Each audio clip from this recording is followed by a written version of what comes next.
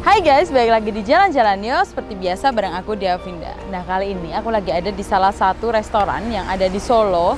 Dan itu restoran itu merupakan perpaduan masakan antara Jawa dan Sunda. Namanya adalah Selera Jawa Sunda. Nah di dalam ini kelihatan dari luarnya kayak udah luas banget. Dan aku udah penasaran banget di dalam itu kayak apa bentuk restorannya. Dan juga ada apa aja menu-menu yang ada di sini. Ikut terus perjalanan aku.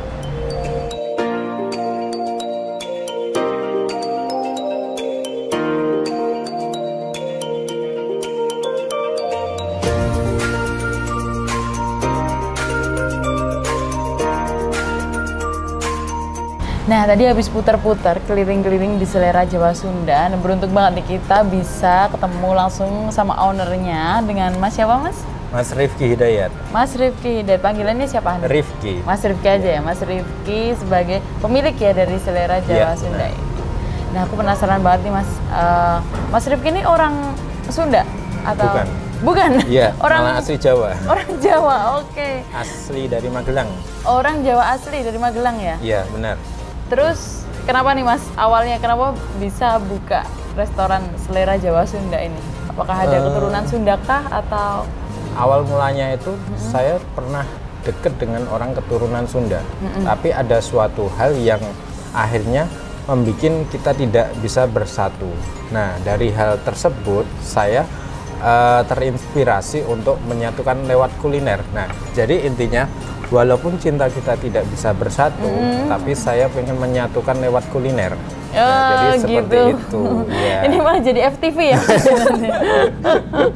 Oke, jadi ini sebenarnya adalah pengimplementasian tentang kisah cinta yang gagal tadi. Bisa dibilang gagal ya? Iya, beneran gagal. Oke, tapi sebenarnya nggak ada itu ya keturunan Sunda sama sekali ya kalau di Mas Rifki? Saya pribadi nggak ada.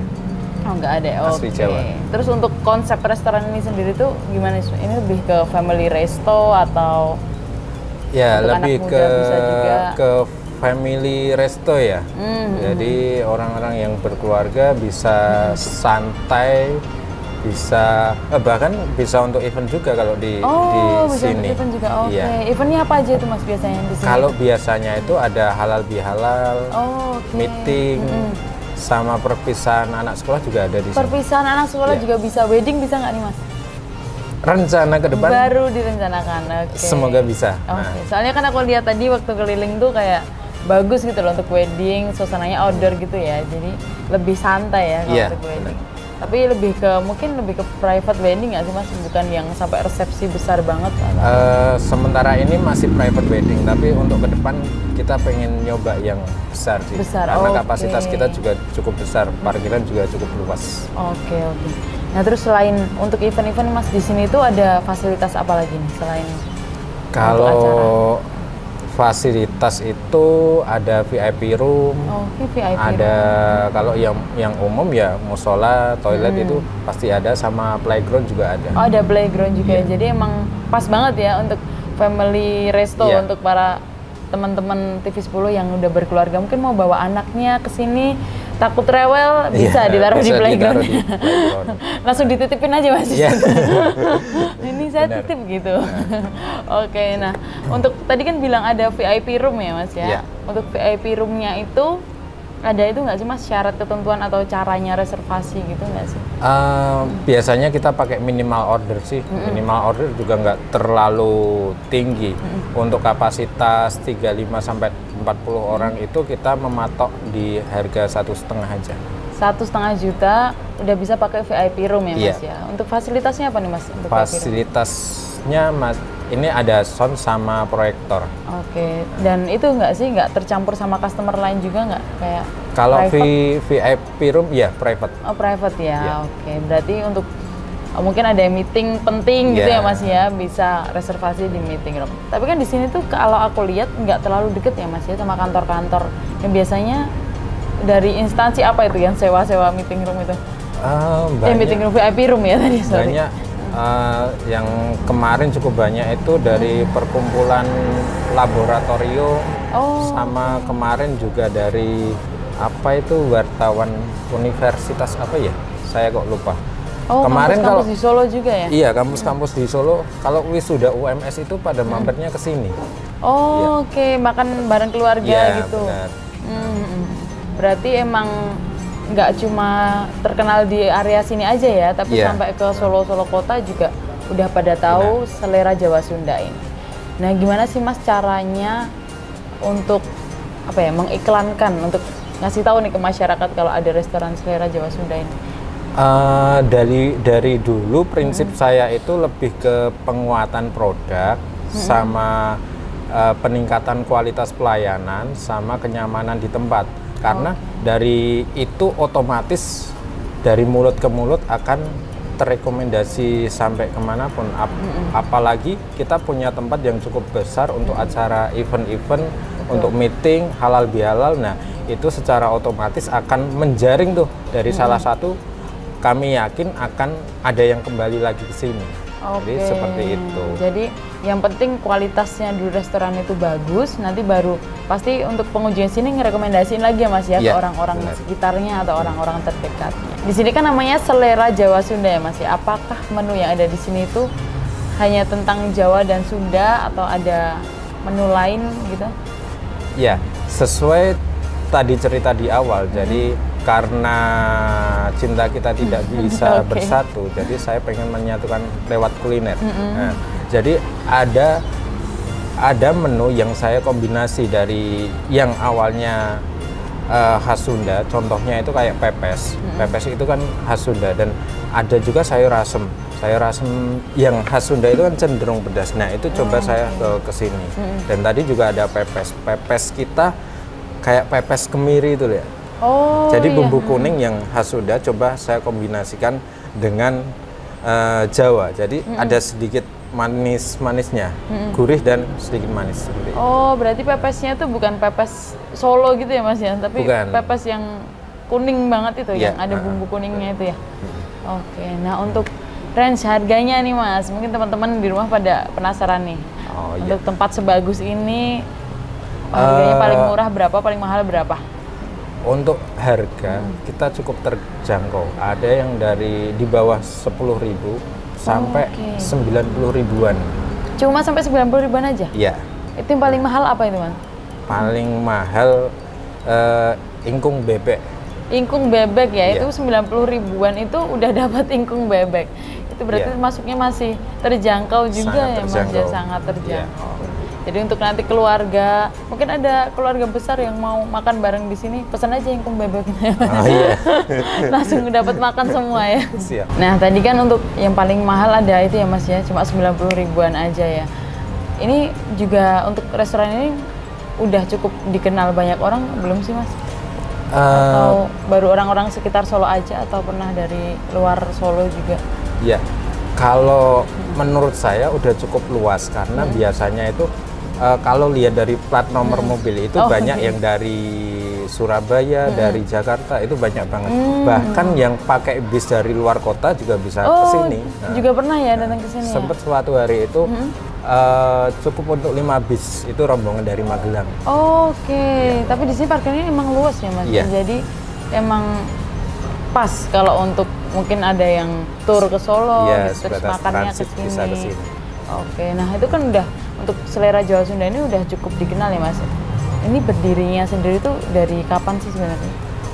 Kalau awal berdirinya itu mulai dari 1 Oktober 2015. Nah, saat itu saya mulai merintis di UMS Sukoharjo ya. Belum di sini ya berarti? Ya, dulu dari ruko kecil ukuran 5x5 di tahun pertama, terus tahun kedua mulai pelebaran menjadi 5x10. Nah, di UMS juga masih? Ya, nah di tahun ketiga keempat saya kok mulai berpikir market selera Jawa Sunda itu kok sepertinya sangat besar. Nah, akhirnya di tahun 3 keempat saya mulai cari investor nih. Tapi ternyata saat itu nggak ada satupun yang percaya atau karena jaringan saya belum luas atau apa. Tapi qadarullah di tahun 2019 awal itu saya dapat undangan jagung di Jepara. Nah, saat itu ketemu temen seangkatan sekolah. Oke. Nah, di sana saya bercerita kalau lagi merintis kuliner di Solo. Nah, saat itu dia tertarik dan pengen mampir di lain kesempatan.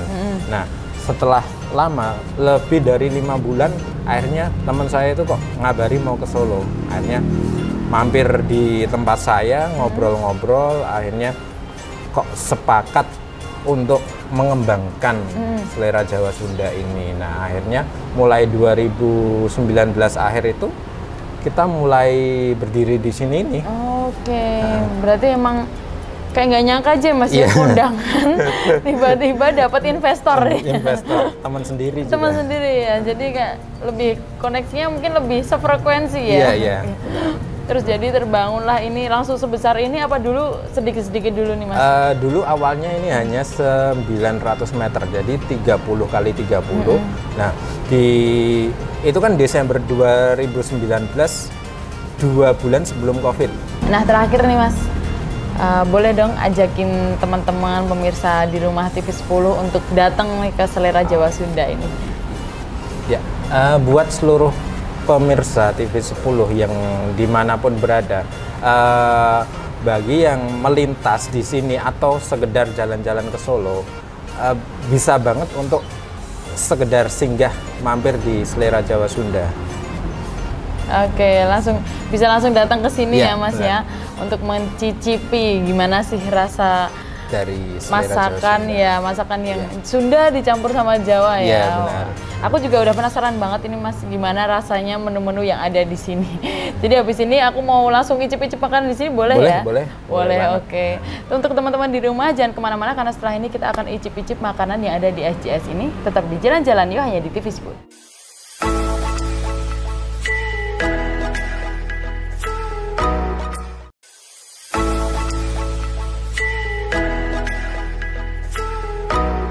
Hai guys, balik lagi di Jalan-Jalan Yo bareng aku Devindan. Nah, kali ini aku mau langsung cobain semua makanan yang ada di Selera Jawa Sunda ini. Lihat deh, dari penataannya aja itu udah restoran Sunda banget. Lihat, pakai kelihatan super tradisional, dan itu semuanya makanan yang ada di depan aku itu Indonesian food semua, kayak yang tadi dibilang sama Mas Rifki. Di sini tuh makanannya adalah perpaduan dari makanan Sunda dan juga Jawa.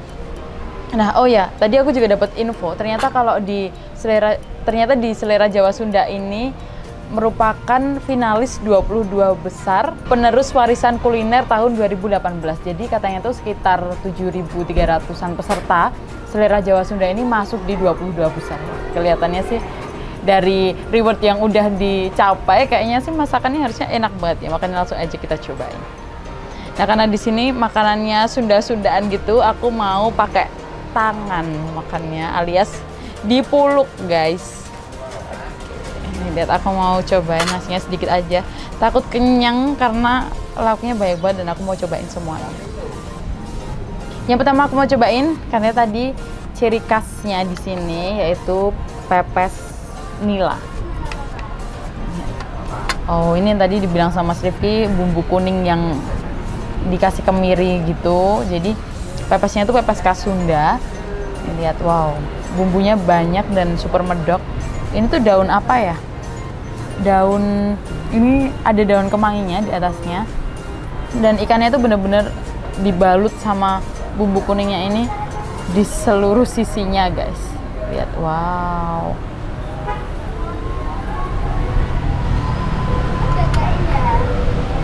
Oke.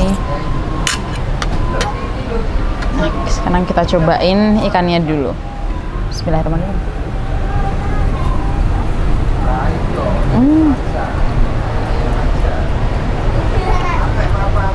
Rasanya tuh gurih, asin, terus kayak sebenarnya nggak pedes, tapi kayak ada apa ya, pedes-pedesnya sedikit gitu.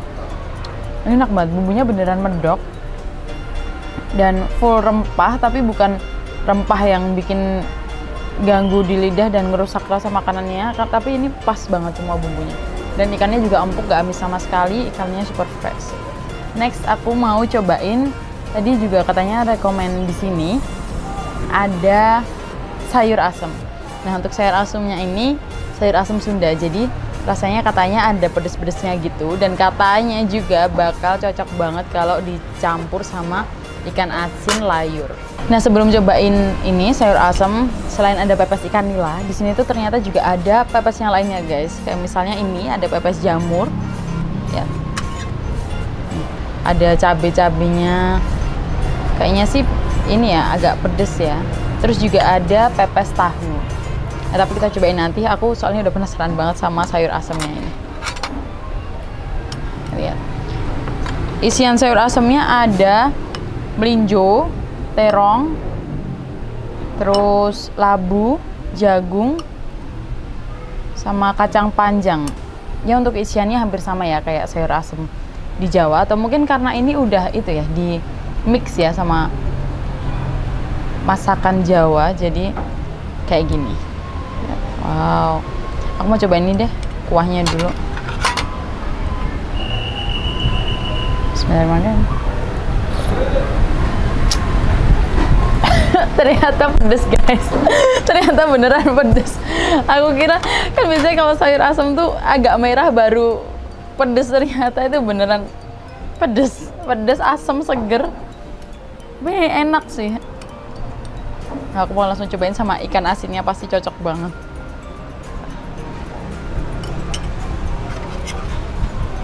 Kasih nasi sama sayurnya juga. Bismillah.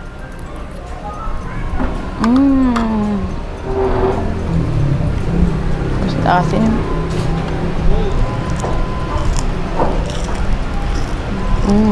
Ternyata cocok banget ini sayur asemnya. Ini masih ada kuah sayur asemnya sama ikan asin.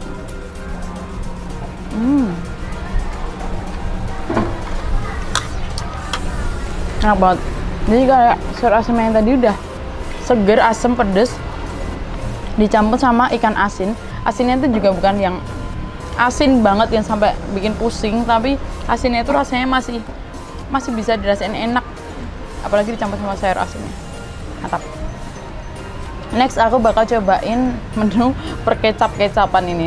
Aku mau langsung cobain ayam ingkung negeri. Wow. Oke, pakai tangan aja ya, guys. Ada. Wah, aku ambilnya kedikitan, tapi nggak apa-apa. Sama aku mau cobain sambal, katanya itu sambalnya khas dari Sunda, yaitu ada sambal dadak. Nah, selain ada sambal dadak, di sini tuh juga ada sambal bawang sama sambal hijaunya. Tapi nanti kita cobain, aku mau cobain sambal dadaknya dulu. Mungkin karena dimasaknya dadakan ya, guys, jadi namanya sambal dadak. Tapi kurang tahu juga, mungkin nanti pemirsa yang ada yang orang Sunda bisa dijelasin kenapa kok namanya bisa sambal dadak. Itu kalau dilihat dari tampilannya sebenarnya hampir sama ya, kayak sambal pada umumnya, cuma kayak ada jeruknya aja. Ini jeruk nipis, jeruk limau. Oke, aku mau langsung cobain. Ini dia ayam ingkung negerinya. Wow, empuk banget, guys. Dipisah dari tulangnya itu bener-bener gampang. Dan ini lihat teksturnya juicy banget dalamnya. Langsung aja kita cobain bareng sambelnya, bareng nasi juga. Bismillah.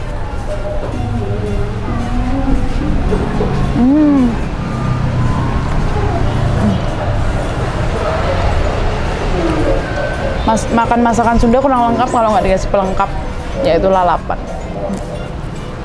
Wow, ini enak banget sih. Bumbu kecapnya itu bener-bener merasuk, kerasa banget sampai dalam. Jadi rasa daging ayamnya itu nggak hambar, tapi masih ada kayak gurih manisnya gitu. Dicampur sama sambal, ini enak banget.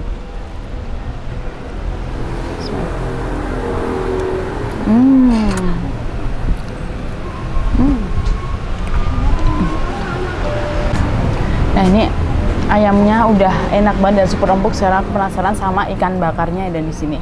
Nah, aku mau cobain salah satu dari dua ikan ini. Di sini ada nila bakar sama gurame bakar. Maksudnya aku cobain yang guramenya. Wow, lihat. Dagingnya tebel banget.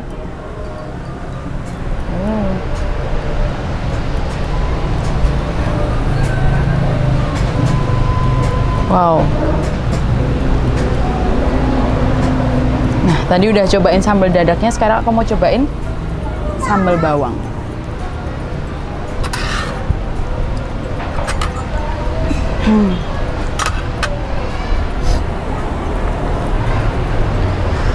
Dan aku mau cobain ikannya dulu. Bismillah.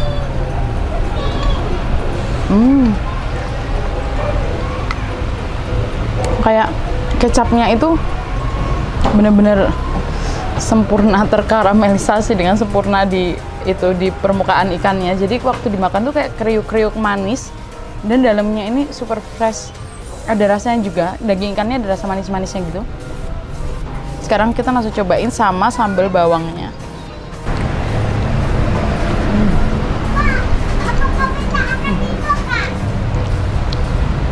Enak banget. Nggak salah sih ya kalau jadi 22 besar dari 7.300-an peserta, karena emang masalah di sini tuh dari tadi nggak ada yang fail, semuanya enak banget. Next aku mau cobain iga bakarnya. Nah untuk iganya, kayaknya tadi salah ya, harus makan iga dulu karena ini ada kuahnya guys, jadinya harus pakai sendok. Oke, kita cobain ini. Lihat, wow, ada yang udah dagingnya kepotek dari tulangnya dan sangat empuk guys. Bikin itu gampang banget. Juga kelihatan bumbunya sampai dalam. Nah, aku mau coba di nasi, aku kasih kuah ini. Oke. Langsung aja kita cobain dengan tangan kotor.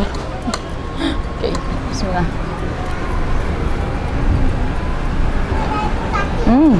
Itu kayak kuah kaldu.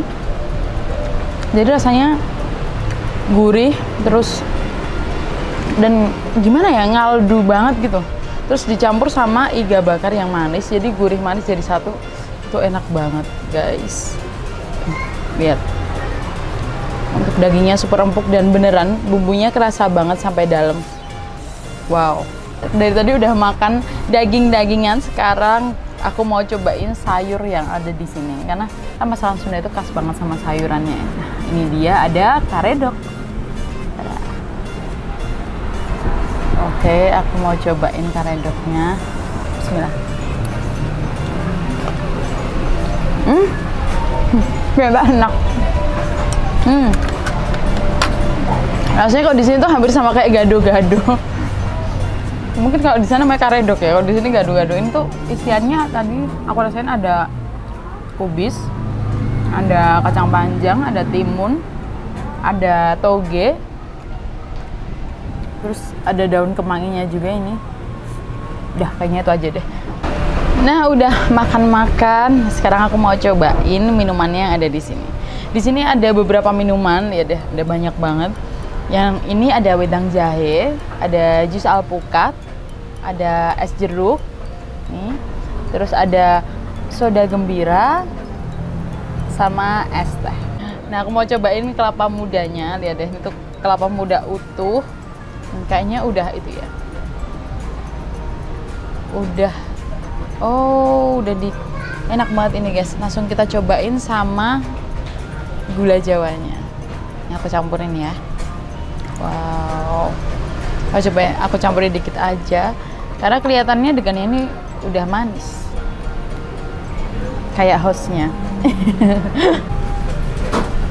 Habis makan kenyang, minum es kelapa muda, rasanya segar banget, dan ternyata beneran es kelapa muda itu beneran rasa degannya itu manis, bukan yang kayak kecut cepet gitu, tapi enak banget ini. Habis ini aku mau langsung habisin semua makanan yang ada di sini. Nah, buat teman-teman di rumah, jangan lupa saksikan kita terus di keseruan-keseruan episode selanjutnya hanya di Jalan-Jalan Yo TV 10. Bye bye.